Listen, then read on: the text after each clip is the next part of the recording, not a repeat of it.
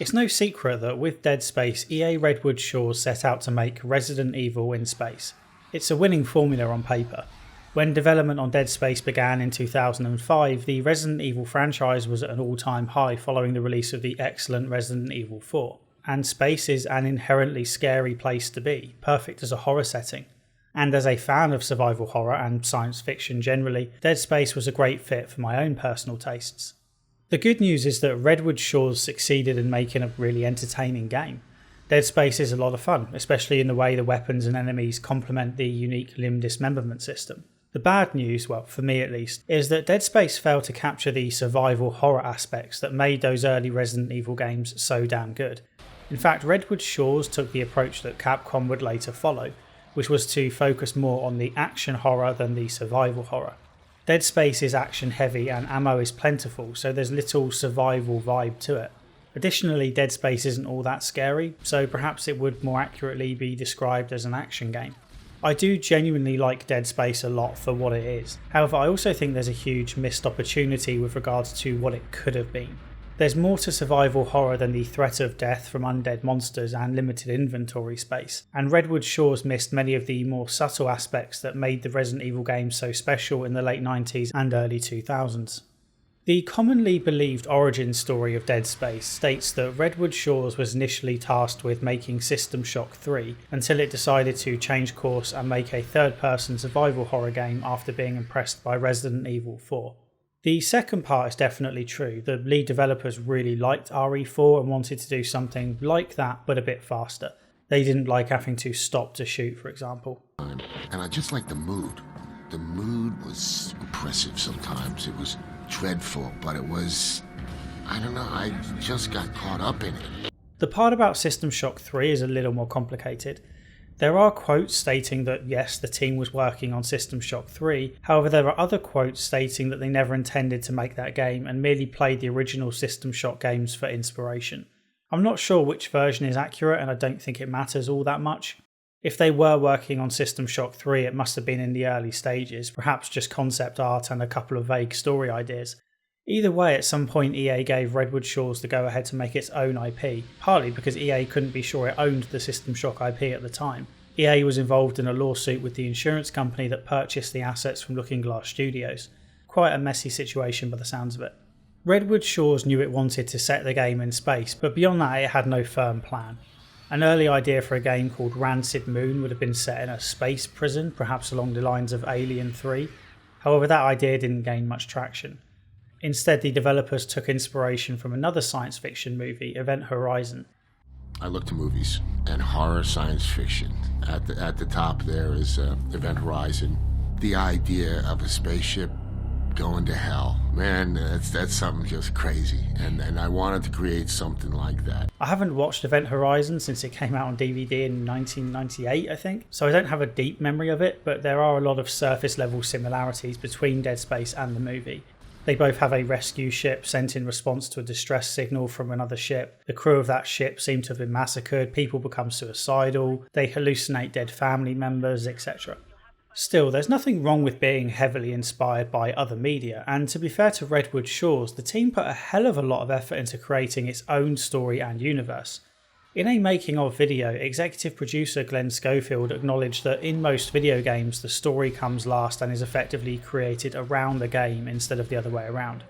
I've talked about this before so I won't go into it again, but basically I agree that this is a huge problem in games, although it's getting better. Schofield wanted Dead Space's story to inform the game design, and so his team put a bunch of effort into the backstory and characters, including a lot of information that would never become all that relevant or make it into the game. This is 100% how it should be done. Backstory and world building should inform events and decisions in the main story, and not every little detail needs to make it into a bloody audio log or whatever. If anything, Redwood Shores may have gone a little over the top with its world building. There are novels, comics, animated movies, and even spin-off games filling in events that happened before the first game, plus more content that plugs gaps between the sequels. Much of it is duplicative. For example, the events immediately before the first game are covered by a series of comics, an animated movie, and even the spin-off game Dead Space Extraction.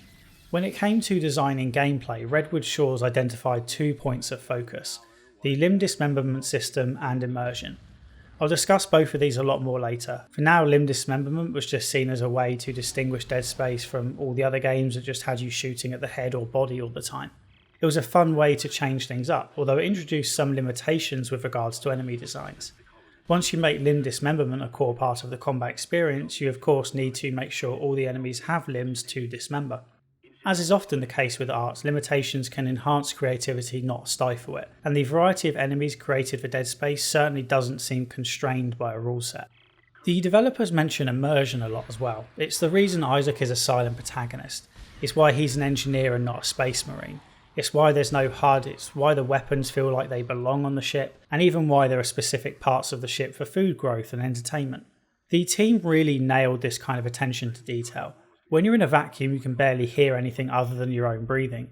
The exterior of the ship and the rig have the same ribbed design element, and in zero gravity areas, Isaac moves differently because he needs to use magnetic boots to get around. This last effect was made in motion capture by holding the actor back with bungee cords to make it harder for him to walk. There was no lack of effort when it came to making the world of Dead Space compelling and believable, and as a guy who loves a good story in a game, you know I won't be able to resist talking about the one here for a bit. I'm going to quickly move through the events of the game and then talk about the backstory that gets revealed through in-game logs and the expanded universe content. These parts will be descriptive and relatively opinion-free. If you want to skip this, then jump ahead to the time on screen now.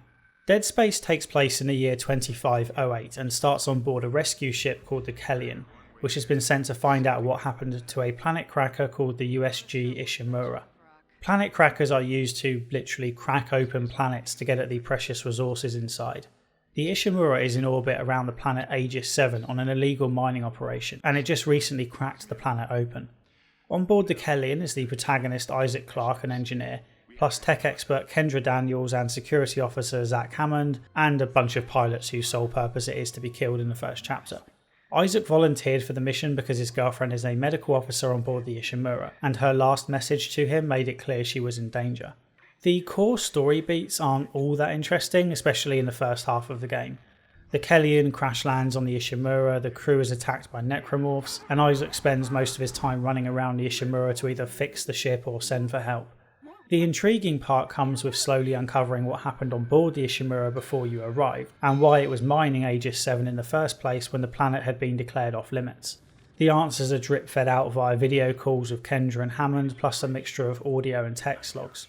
Telling a story through journal entries isn't easy, and it's normally not appropriate, but it's a good fit for horror games where you're supposed to be slightly clueless for much of the time, as you wait for the mystery to slowly be revealed. The problems on board the Ishimura actually started down on Aegis 7. Before a planet cracker arrives in orbit, a mining colony is sent down to the surface to do preparatory work that can take years.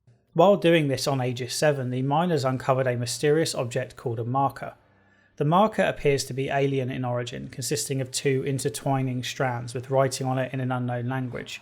After uncovering the marker, the population of the land colony started suffering with everything from headaches to hallucinations of dead loved ones to suicidal and homicidal thoughts. They start killing themselves and each other, and those dead bodies become necromorphs, which in turn create more dead bodies. By the time the Ishimura arrived in orbit, there was hardly anyone left alive on the base, and yet that didn't stop the captain cracking the planet open as planned, and even bringing the marker on board the Ishimura, where of course events essentially repeated themselves. There are a few survivors on board the Ishimura by the time the Kellion arrives, but most of them killed themselves in front of you. The only three survivors you get to talk to are Isaac's girlfriend Nicole, Terence Kine, a doctor, and Chalice Mercer, a member of a religious group called the Unitologists. Unitology has been around for a couple of hundred years at this point. It started with the discovery of another marker on Earth, much like the one found on Aegis 7 except black. Existence of the marker on Earth is denied by the government, but Unitologists believe it's a cover-up, and that the marker holds the future to eternal life. When reports of another marker on Aegis 7 make it back to Earth, the Unitologists ensure that the Ishimura has a bunch of its believers on board, including the captain. Their remit is to bring the marker home for further study. Even though the marker is responsible for the necromorphs on the Ishimura, it's not actually the main threat in the game as such. The necromorphs on the Ishimura are controlled telepathically from Aegis 7 by another necromorph called the Hive Mind. Even though the marker is deadly in and of itself, what with the whole turning dead bodies into necromorphs thing, it was at least keeping the Hive Mind under control when it was on the planet. Isaac's job therefore is to return the marker to Aegis 7 to defeat the hive mind. Isaac is about to return the marker to the planet when Kendra betrays him. Kendra was actually a government agent tasked with retrieving the marker and keeping it away from the unitologists. She also reveals that the marker is in fact man-made, which initially comes as a big disappointment. Give me aliens over man-made rocks any day. However, the marker, or red marker as she specifically calls it, is a clone of the original marker from Earth, which was real after all. The unitologists are right about that part, there was a cover-up. The hive mind is the result of human experiments with the red marker on Aegis 7 a couple of hundred years ago, and it's the reason the planet was designated a no-go zone. Oh, and one final twist is that Nicole has in fact been dead the entire time. Isaac just hallucinated her and had blocked out the second half of the video where she killed herself. Isaac manages to get the marker back to the planet and Kendra is killed by the hive mind, which Isaac then defeats. The game ends with Isaac flying back home, having accidentally smuggled a necromorph on board. The story is decent, although the part about the hive mind is a little too convoluted. The marker is what makes people into necromorphs, but we need to use the marker to stop the hive mind, which in turn is another necromorph created by the marker that happens to control other necromorphs. As we'll see in all the other media plus future games, the necromorphs are deadly enough without a hive mind. The story might have been a little clearer if the boss had been the same monster, just without any of the mind control parts. You'd still want to dump the marker back on the planet anyway, so nothing would really need to change. The most disappointing part is the twist about Nicole, which simply isn't a twist at all. The reveal of Nicole's full video is clearly supposed to pack an emotional punch. When Isaac finds out Nicole is already dead and that he'd hallucinated her previous appearances, you see him physically react on screen, which is one of the only times he expresses emotion during the game. There's even a cool clue in the chapter names, with the first letters of each chapter spelling out Nicole is dead. I wish I knew who to credit for discovering that, but I heard about it years ago and have long forgotten at this point. Also, the 3 major boss fights in the game take place in the chapters that represent the last letter of each word, and the 4 major character deaths each take place in the chapters representing the word dead. I love the way this clue is structured, but the twist is not worthy of it. Everyone knows Nicole is already dead. For one thing, the reaction when Isaac and Nicole meet in the game is kind of pathetic, although given that Isaac is a silent protagonist, I suppose you could look past that. But even so, Kendra keeps talking about how she's hallucinating her dead brother, and you see a lot of people talking to themselves and generally acting crazy on the ship. Other than that though, the story is straightforward and satisfying in its own right, while doing enough to set the stage for future stories, which is mission accomplished really. In preparation for this video, I read and watched all the Dead Space content that takes place before the events of the first Dead Space game, which I'll briefly discuss now. However, I want to make it clear that you absolutely do not need to consume anything outside of the game to follow the events therein. Dead Space has a contained story, and you get more than enough information to put the major pieces together. In fact, even though the books are set hundreds of years before the events of Dead Space, they are more about setting the stage for Dead Space 2 than the first game. The books, comics and movies merely put meat on the bones. This is definitely good news because, well, first, the game should be able to stand on its own 2 feet, but also that other content isn't very good, and that is me being as polite as I can about it. I read those 2 novels, so you don't have to. Don't make the same mistake I did. Have my sacrifice be worth something. I'm not going to go through all the events of the novels, comics and movies because, frankly, that would be boring even by the context of my videos. Instead, I'll just highlight some of the more interesting parts. As with all good stories, Dead Space starts 65 million years ago, the extinction of the dinosaurs, which is generally credited to a meteor hitting Earth to create the Chicxulub crater in Mexico. The crater was peaceful for 65 million years until the 23rd century, when a strange signal from deep in the ocean caught the attention of a scientist called Michael Altman, plus a couple of less savoury military types like Colonel Markov. Early imaging work traced the signal to a black rock with a solid base and 2 strands emanating out and crossing each other. The locals refer to it as Devil's Tail, which the book claims is a translation of Chicxulub, although that more accurately translates to Devil's Fleas. I guess that isn't as poetic. The rock is almost certainly alien in nature, so the military sets up shop on an ocean base and forces scientists like Altman to work on understanding this alien rock, which they call the marker. Altman ventures down in a submersible and carves a piece out of the marker, and eventually the marker is brought up into the base itself. One of the scientists studying the marker is Hideki Ishimura, who goes on to invent the shock point drive which lets humanity travel at faster than light speeds. The Ishimura ship, the first of the planet crackers, is of course named after Hideki Ishimura. With the marker now on board the ocean base, everything predictably goes to shit. People start getting regular and persistent headaches and hallucinations, which take the form of dead relatives talking vaguely about how it's not time yet and something to do with becoming one. That part is about Dead Space 2, so I'll shelve it for a future video. The headaches and hallucinations lead to an increase in suicides and murders on board, and a scientist injects himself with a substance he made from a sample of the marker, which turns him into an infector necromorph, which then converts dead bodies into other types of necromorph. And well, you can imagine how things go from this point. Necromorphs take over the base and only a handful of people make it out alive, one of them being Altman, and the marker itself is sent back to the bottom of the ocean. Altman doesn't survive much longer. Markov kills him so that he can act as a martyr for a new religious cause. While everything was going to hell on the ocean base, Altman had sneaked back to the mainland and leaked the existence of the marker to the general population. He also mentioned that people were hallucinating dead loved ones and theorising about eternal life.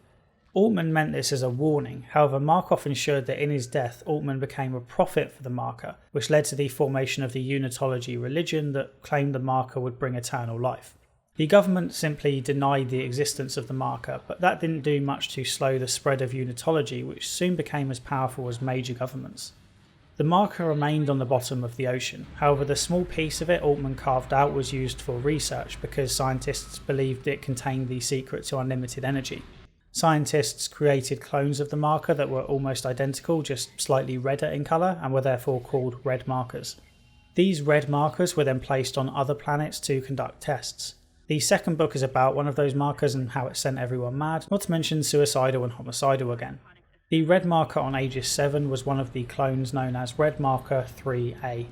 Even though the books themselves are frankly quite terrible, I did enjoy getting more detail on the original marker and putting the history of this universe in a little more context. The markers themselves are a touch confusing with regards to how they turn people into necromorphs.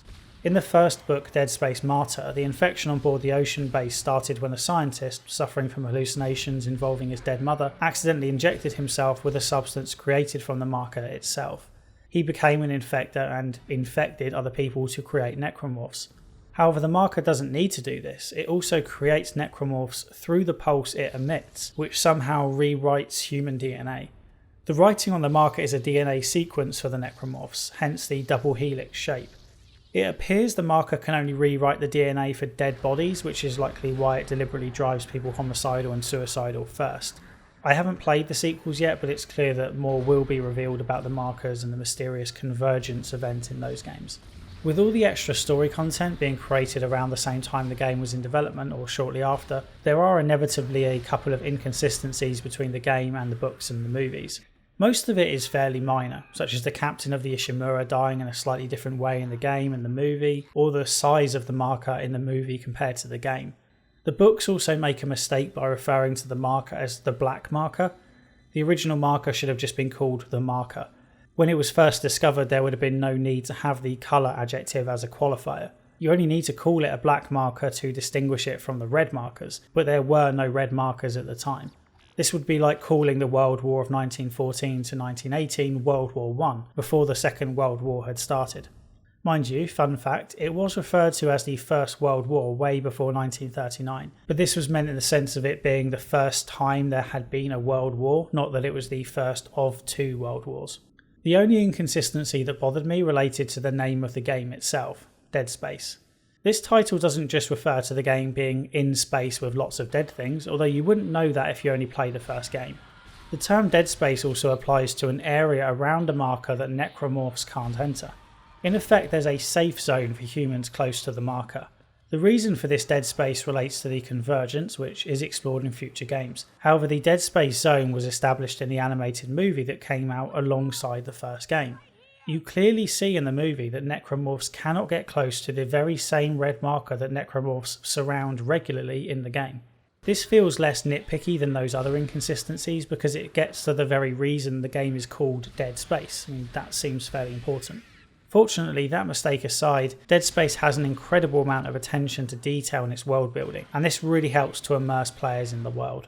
As regular viewers will know, I tried not to throw around the term immersion lightly because in the context of video games it's drastically overused. I especially hate what I call the immersion defense, which is when clearly bad game mechanics are defended on the basis that they are realistic and therefore add to immersion. I often cite the Metro series as an example of games that succeed in immersing you into the world, and I'm going to add Dead Space to the conversation because the immersion enhances the experience and isn't just marketing jargon. Horror games stand to benefit a lot from immersion, which is why they often keep the screen relatively free of clutter. If the developer has planned a jump scare around the next corner, they want your attention to be in the right place, not on a waypoint marker or minimap. That said, even games that do try to minimise on-screen elements typically still have ammo counters and the like, but Dead Space manages to do away with, well, everything. 12 years on, there aren't many games that so effectively display all the information the player needs on screen without artificial HUD elements or pause menus. It's a shame Dead Space didn't set more of a trend in this regard, although the science fiction setting does give it a few advantages when it comes to alternative ways to display information. Resident Evil has always been good at displaying how much health the protagonist has, but not so adept when it comes to ammo counters, because it's harder to shove that information onto a traditional pistol. Isaac's health is displayed by the bars on the back of his suit. Ammo left in a weapon is displayed on the weapon itself. The stasis charge has a separate dial on the suit, and an oxygen meter appears above his head when applicable. This may not seem like a huge deal, but it's so damn effective because you never need to look away from the centre of the screen during heated moments. You can't not notice that you're low on health or ammo, and the developers can design encounters safe in the knowledge that the player's eyes are always roughly in the same place. Dead Space never takes you out of the moment, with the exception of saving the game. When a video call pops up, it's projected in front of Isaac so that the player can watch it while continuing to move around the environment. You're watching it in the same way that Isaac is. The inventory and map screens are less subtle but still within the game world, as is the upgrade screen and shop. You probably won't even need to use the map because at the press of a button Isaac can project a line on the floor showing you where to go next. I love this feature, not so much because it shows you where to go, but because it shows you where not to go, which lets you confidently wander off the beaten path in search of secrets without worrying that you're going to leave behind good loot.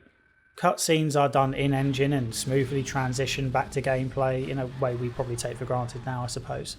I also love how much effort went into contextualising the world above and beyond what is expected.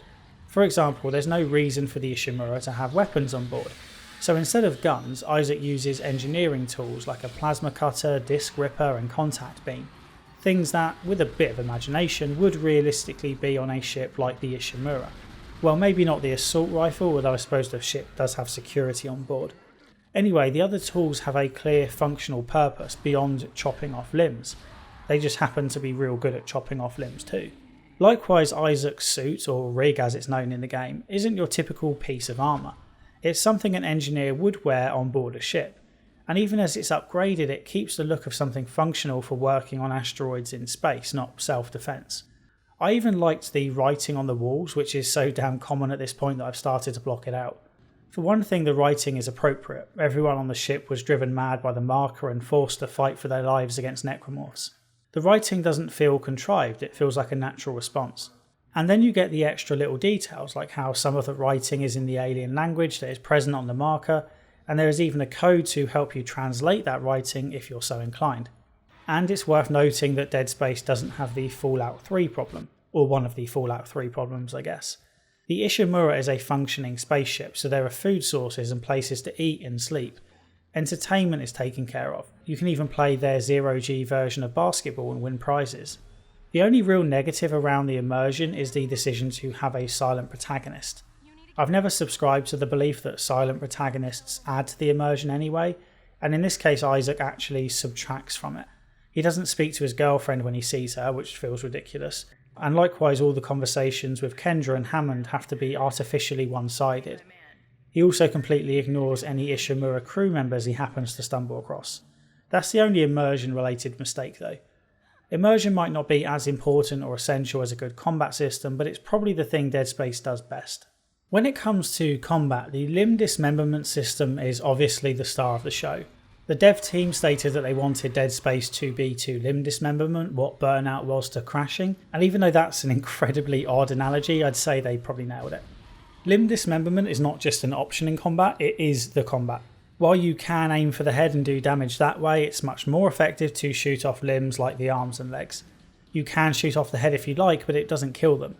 In fact, necromorphs might be harder to fight when headless because they stagger towards you so erratically.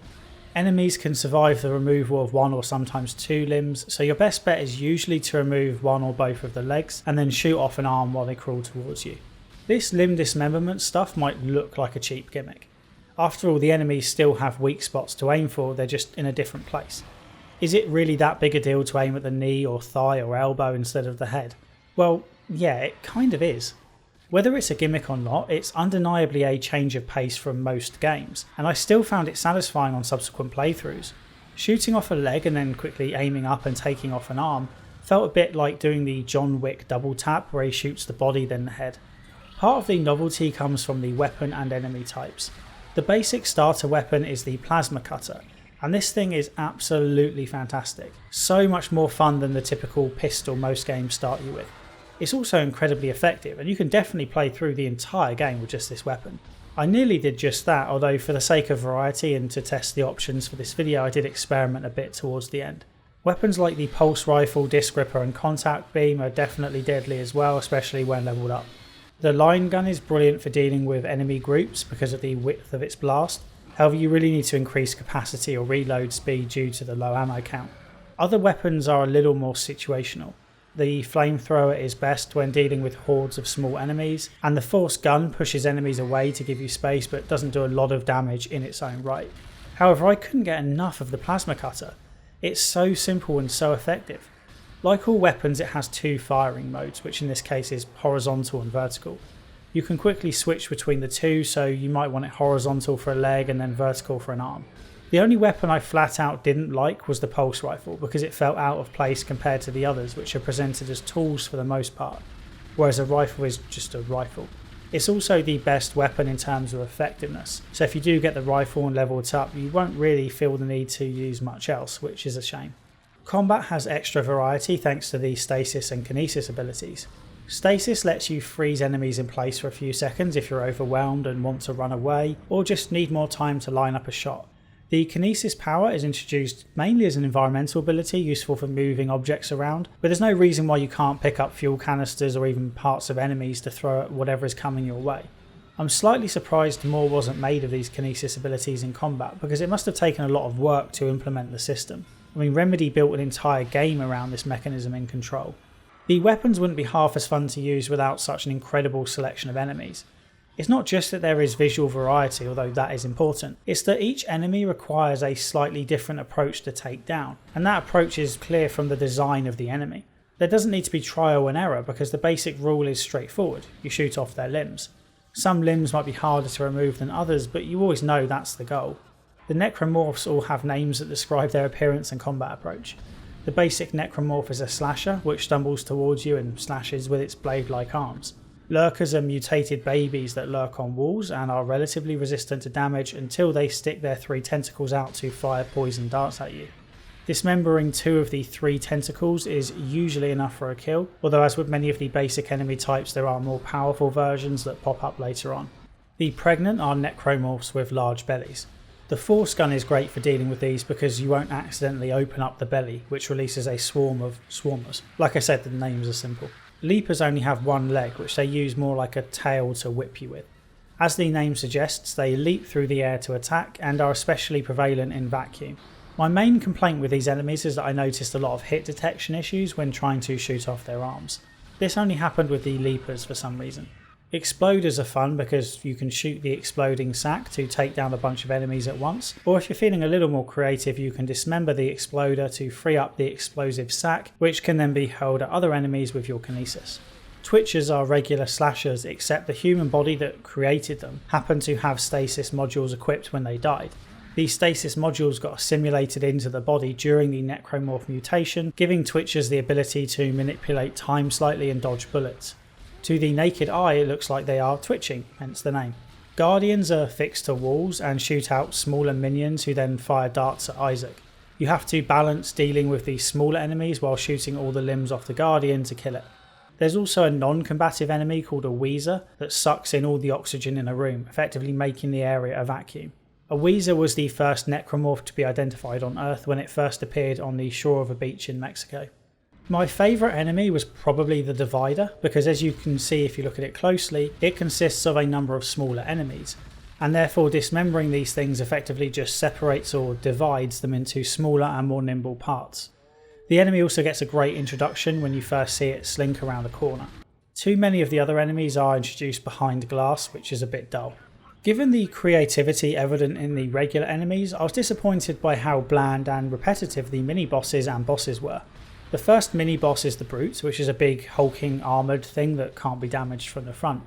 You need to use stasis to get behind it and go to town. This is fine the first time, but the danger never escalates from there. Brutes reappear later in the game, but always by themselves again, and they don't get any tougher that I noticed. Isaac is attacked by a large tentacle 3 times during the game, and it always plays out the same. You get grabbed and pulled along, you shoot the yellow bit a few times and it drops you. This was fine as a one-off, however I didn't need to do this 3 times, and the repetition was surprising given that a developer expressly mentioned how horror and repetition don't mix. I looked into this a little more and it turns out the tentacle scene was a nightmare to make because Isaac wouldn't be in a fixed place when the tentacle grabbed him, and he even needed an entirely new set of animations to shoot the tentacle while being dragged along on his back. This took so much work that 2 other large set pieces had to be dropped, hence the tentacle was used 3 times instead of just once. We probably had anywhere between 15 and 22 people working on the drag tentacle at any time. And I remember, people coming in and asking me, Glenn, are you sure you really want to do this? We cut 2 other things just to get that in. I can't tell you what we cut because I don't care, right? That drag tentacle was really cool. One good mini-boss is the Hunter. This guy is invincible, so you have to either run away or lock him up until you eventually kill him with a quick blast from the rocket engines. It's not on the level of Mr. X from Resident Evil 2, however being stalked by an invincible enemy definitely ups the tension a bit. The major bosses were disappointing, mainly consisting of shooting obvious yellow weak spots while avoiding fairly well telegraphed attacks. The Leviathan fight was slightly more interesting because you had to use 0G to dodge attacks and then your kinesis to throw back projectiles. The final boss is ridiculously easy, and then there are some boring asteroid turret sections that did nothing for me. Overall, enemies are aggressive and not quite as stupid as you would expect for dead things. They chase you aggressively, and if you try to run they might take other routes to cut you off. I once tried to get away by diving into a lift, but they jumped up to the next level and were waiting for me when the doors opened. It's also cool how you don't know where the necromorphs will appear from. They use vents to get around, but the exact vent they're going to pop out of depends on player positioning, which makes the combat less predictable. My main combat related complaint about Dead Space is that it isn't quite hard enough on medium difficulty, and there are only 3 settings available at the start, with a 4th unlocked when you complete the game. I regret playing on medium for my main playthrough, but I have a story behind that. I started off on hard mode, and I struggled big time. In fact, I found it so challenging that I became genuinely worried about medium difficulty as well.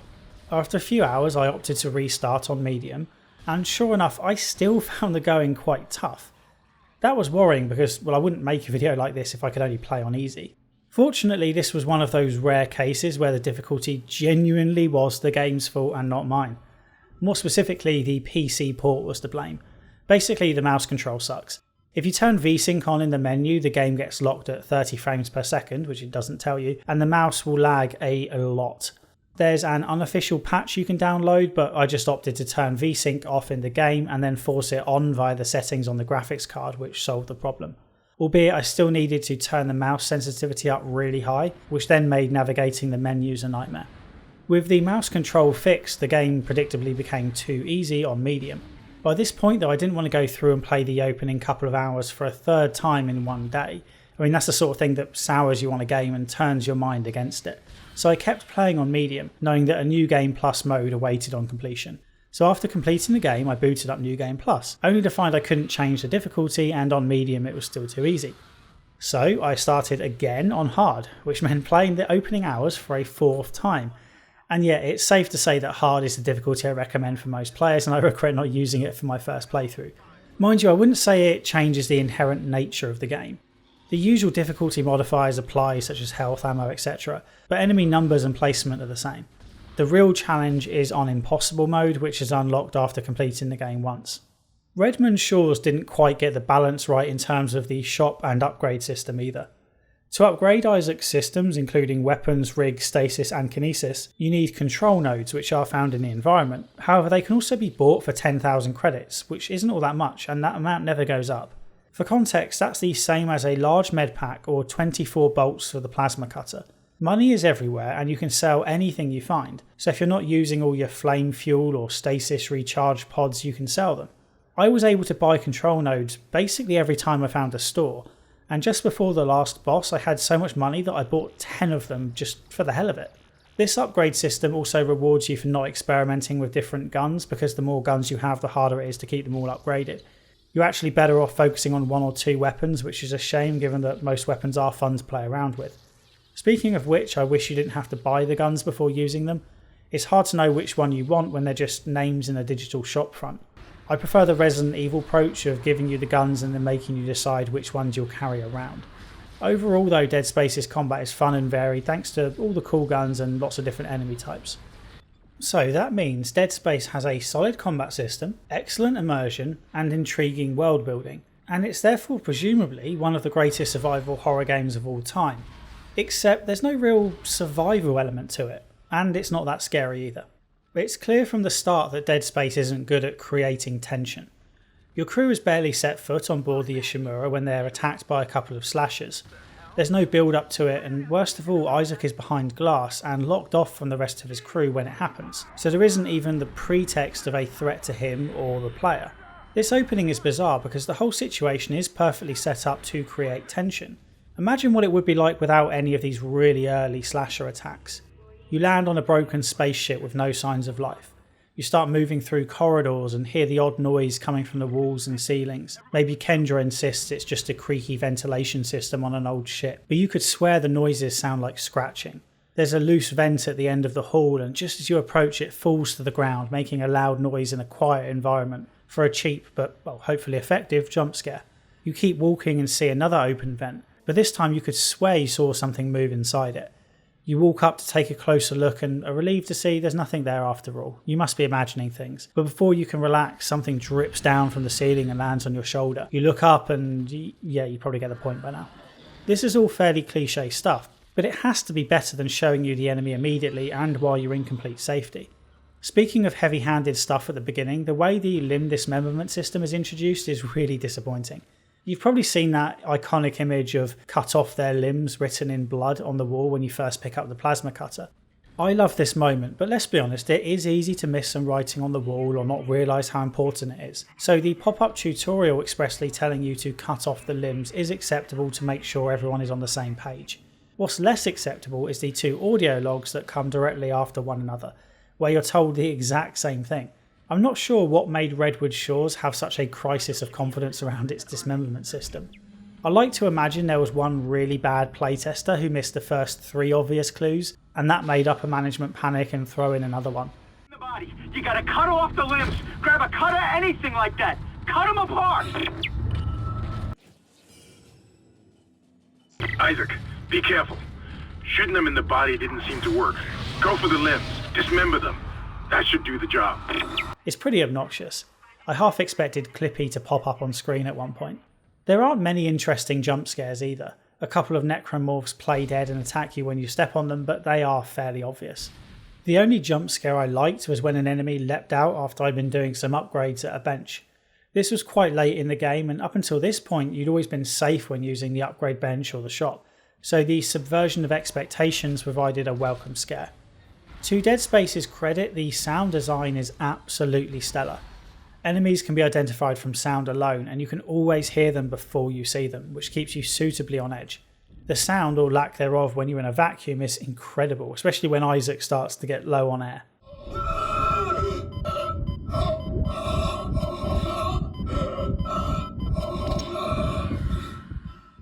More broadly, it's hard to build tension in a game when there is so much forced conflict that it genuinely feels like a shooter at times. A fun shooter, mind you, but a shooter nonetheless. Whereas the best Resident Evil games are restrained in their use of enemies, Dead Space veers more towards the worst games in that franchise when it comes to enemy count. While you can run from some enemy encounters, you're usually locked into a room under the guise of a quarantine and you have to kill all the enemies to proceed, a bit like say Devil May Cry. This is in stark contrast to Resident Evil, where more often than not you have a choice about whether to kill enemies or just run, and every bullet fired in anger is a bullet wasted. Resident Evil games typically only include a fixed amount of ammo in the game world. In contrast, Dead Space has it dropping from practically every enemy. Even on hard, you don't get the survival vibe that is so crucial to survival horror. Similarly, Dead Space didn't get the inventory system quite right. You do have a limited inventory, and it definitely takes some managing, but it's more tedious than tense. You don't have to free up space for weapons, so you can carry 4 weapons of any size whenever you like. Instead, the inventory problem comes from managing ammo, which has a ludicrously low cap, with just 24 shots stacking for the plasma cutter, for example, with any extra ones taking up another slot in the inventory. Compare that to Resident Evil games, where you can typically hold about 50 bullets in one stack, and you need less of them because there aren't as many enemies. Instead of being a core part of the survival horror experience, the inventory restrictions in Dead Space are just a nuisance, like in, say, Horizon Zero Dawn before it got patched. It's more like unnecessary busy work than carefully thinking about exactly what you should have on your person at any one time. To be clear, Dead Space doesn't have to literally be Resident Evil in space. Redwood Shores had more than enough ideas of its own to make Dead Space stand apart from its older cousin. Ideally, you'd pick and choose the best parts and improve on the mistakes. However, I think Redwood Shores missed one crucial element from the early Resident Evil games, and that's the map design. The Ishimura is a great looking space station, but part of what made locations like the mansion and the police station from Resident Evil 1 and 2 so iconic was the way you solved puzzles, backtracked through old rooms and slowly unlocked new areas. The puzzles were bizarre and nonsensical for the location really, but that was part of the charm. There were always more doors to open and loot to grab. On subsequent playthroughs you could take advantage of this knowledge to sort of sequence break the game and power through, without all the backtracking. I don't often do New Game Plus runs, but in a good Resident Evil game they practically demand completing. Dead Space doesn't have much in the way of puzzles or interesting map design. There is a New Game Plus mode, but there's nothing compelling you to complete it. On a second playthrough you'll still need to take the exact same path and complete all the same goals as the first time you played. There are no shortcuts to take or ways to use your existing knowledge to interesting effect. There is some forced backtracking and more lockers open up on your return to previous locations, however that's not of your own doing. The previously locked cabinets don't open because you found a key or a code. They open because you're back in the medical bay in a later chapter, and the game has decided it's time for them to open. Likewise, when you're revisiting previous locations, Kendra opens up new doors because, well, she's magically found a way to open them now, I guess. Sometimes it sounds like she could have done this before, but just couldn't be bothered. This is nowhere near as satisfying as, say, finally getting that large lion head out of your inventory and using it to open the door that's been taunting you for hours. You can access rooms full of loot, but there's no need to find specific keys or anything fancy. You just use the control nodes that you also use for levelling up. Strangely, Dead Space has the mechanical systems in place for good puzzles, it just doesn't use them. Both stasis and kinesis are used outside of combat to freeze things in place and move items around, and yet the two skills rarely need to be combined. The most taxing it got was when I used stasis to keep a bridge raised and then used force to pull the marker underneath. Stasis and kinesis plus zero-G and vacuum environments have a lot of puzzle potential. In zero-G areas you can bounce from wall to wall and the room reorients around you to change perspective. There's a lot that could be done with this, but it's not. Instead, the most interesting thing about zero-G is using kinesis to pull item boxes towards you. The typical puzzle sees Isaac grabbing toxic balls and throwing them out into space, or moving power junctions around. In the good Resident Evil games, the puzzle sections aren't just there as padding. They're great for pacing. They're an excuse to ignore zombies for a few minutes. Without lengthy puzzles to break things up, Dead Space has to rely more on combat to keep players entertained, which means fewer quiet moments, which reduces the tension and overall horror. Speaking of bad pacing, the last couple of levels have that distinctive, oh shit, the game is supposed to ship in 6 months and we're not finished yet feel to them. You're tasked with dragging the red marker around a lot until you get attacked, then killing all the enemies, then dragging it a bit more, then killing all the enemies and repeat. The last level has you pull the marker through 3 almost identical rooms, although for some reason the last one is actually empty. Frankly, that came as a relief because I was definitely ready for the game to finish by this point.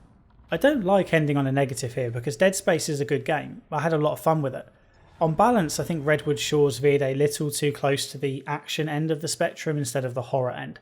I rarely advocate for games copying from each other too closely. However, in this case, I do wish the developers had looked a little closer at the early Resident Evil games before making Dead Space. There's a lot more to survival horror than a dark setting, undead monsters, and a limited inventory. And the template for a scary survival horror game was right there if Redwood Shores had dug a little deeper.